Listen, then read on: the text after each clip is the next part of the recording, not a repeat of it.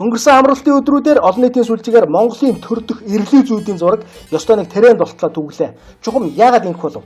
Ямар ч Монгол хүний хамгийн эмзэг сэдэв бол Хятадаас чийрхэх үжил өгөөд эх орон тусгаар тогтнол алдчихгүй гэсэн айдас цуснд нь байгаад байдаг юм.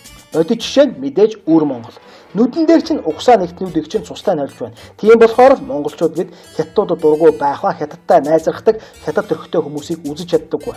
Өмнө нь төр зөсгт байгаа хүмүүсийг хятадын эрлизээр нь одоогийн шиг нэг их ингэж дуудаад байдаггүй байлаа л да. Тэгвэл яагаад ингэж олон нийт бүгдээрээ асар хүчтэй жигсэн зэвүүцээд байдаг болчих вэ? Ерөнхийлөгчийн аав захиагвал манжийн цаа их уу хэмээн бичсгээж эхэллээ. Хүн дургу өнөөл ингэж байж болох бүх юмар нь доромжлон чадлаараа ад үзэж түүнийг илэрхийлдэг.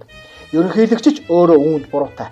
Нэгэн ярилцлага дээр одоогоос 100 жилийн өмнө Монголд орж ир суурьсан хятадууд төр зүтгээд сайн сайхан явцгааж л байна хэмээн ам алдчихсан юм.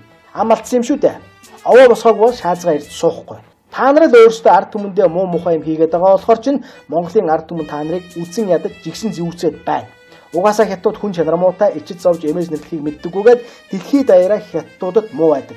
Яг л хятадуудын энэ муухай чанарыг та нар Монгол улс, Монголын ард түмэн дээр бодтоор туршиж үүлийг нь үзэн зовоож хүний өмнөд хүрзээ барьсан гамь шиг ухад төнхөж хулгайлж идэд дуусгаад түүнээс огтхож ичид зовхгүй болцоход байгаа болохоор чинь та нар хятадтай адилхан харагдаад байна. Монгол хүн бол бас арай чи муухай сэтгэлтэй байдгүй маа. Явж олны яриа ортой дамын үг дамжигтай гэдэг. Та нар үнэхээр хятад хүн биш юм бол Монгол улсыг маань тонож уул идэж хулгайлж дээрвдэ болчих. Эх орныг минь зарж үрсэхэ болчихооч. Тэгвэл та нарын хятадын эрлийг зодгоо цэвэр хятад байсан ч гэлээ хүмүүс нэг их орлоод байхгүй. Хятад биш гэдгээ л батлаадах та нар. Монголын төрд Монголоо гэсэн сэтгэлтэй Монгол хүн зүтгэх учиртай юм шүү. Уг нь.